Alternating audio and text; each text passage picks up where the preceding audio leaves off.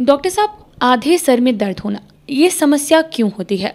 और कई बार लोगों को ये शिकायत भी होती है कि ऐसा महसूस होता है कि ये दर्द अलग अलग जगह पे हो रहा है सर में, कभी आगे पीछे लेफ्ट राइट, तो क्या कारण है?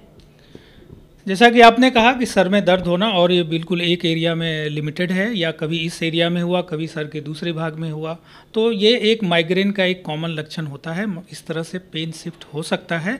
और साथ साथ में आपको ध्यान रखना है, जब भी हम सर दर्द की बात करते हैं तो आप अपने आँख को ना भूलें, अपने कान को ना भूलें, अपने दाँत को ना भूलें और अपने सर्वाइकल स्पाइन को ना भूलें। इन सब चीज़ों, अगर आपको दाँत की कोई प्रॉब्लम है तो शायद उस साइड में ही आपको बार बार पेन होगा, जिस साइड में दाँत का दर्द है।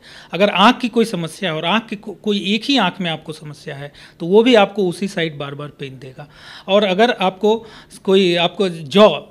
जो आपके जॉइंट हैं, जबड़े की जो जॉइंट है, अगर उसमें कोई प्रॉब्लम है, जिसे टेम्पोरोमैंडिबुलाइटिस भी बोलते हैं, अगर उसमें कोई समस्या है तो आपको भी बार बार उसी साइड में पेन होगा।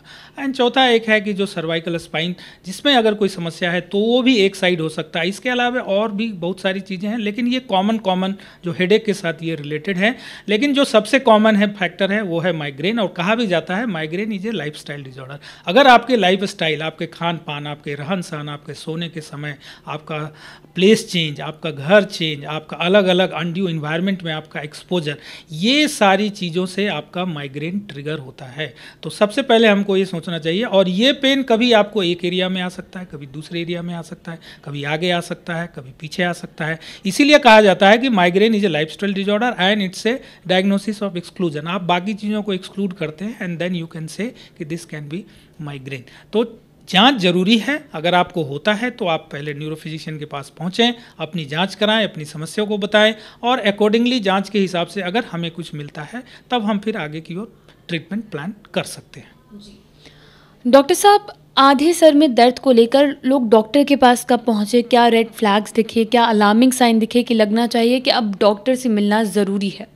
सबसे कॉमन तो एक ये है, बहुत एक्सट्रीम पेन, आपको लगे कि आपने पहला ऐसे दर्द कभी फील नहीं किया, this is for the first time in my life that I felt such type of pain, तो आप डेफिनेटली डॉक्टर के पास जाएं। आपकी आंख बिल्कुल लाल हो जाती है, आंख ऐसे लगे जैसे कि बाहर निकल जाएगा, आंख से बिल्कुल पानी आता है, आपके कान से बहुत अनड्यू आवाज़ें आने लगती हैं, आप अनबेरेबल हो जाता है, आपको बहुत सारे चक्कर आते हैं, आप बिल्कुल वॉमिटिंग ट्वाइस थ्राइस और होते ही रहता है, आप बिल्कुल आंख नहीं खोल पा रहे हैं, that is called dizziness associated with headache. अगर इस तरह के कंप्लेन हो तो हम ऐसा अंदाज़ा करते हैं कि शायद ब्रेन के अंदर कुछ चल रहा हो, जिसे जांच के द्वारा करके रूल आउट करना जरूरी होता है। तो इस टाइम आप डॉक्टर को जरूर मिलें।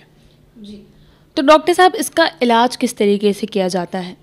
इलाज को हम प्लान करते हैं ट्रीटमेंट के आधार पे। अगर कोई पेशेंट फर्स्ट टाइम हमारे पास आता है, या बहुत सारे पेशेंट्स आते हैं जो पहले काफ़ी जगहों पे दिखा चुके हैं, बहुत तरह की जांच हो चुकी है, same experience they have in the past, तो depending upon the patient profile जिनका जैसा रहता है, लेकिन जो फर्स्ट टाइम आते हैं उनमें मैं कुछ जाँचें करके, ब्रेन न्यूरो इमेजिंग ब्रेन का करके, सर्वाइकल स्पाइन को देख के, इवन कार्डियक ECG को देख के और थायराइड देख के, विटामिन D, B12, काफ़ी सारी जांचें हैं जो ब्लड की जांच करके, और तब फिर हम लोग रूल आउट करते हैं कि अब कैसे आगे का प्लान है। और अगर इन सब चीज़ों में जो भी मिलता है, एक तो ट्रीटमेंट उसके हिसाब से, नहीं तो फिर अकॉर्डिंगली फिर हम आपको एडवाइस करते हैं। जी।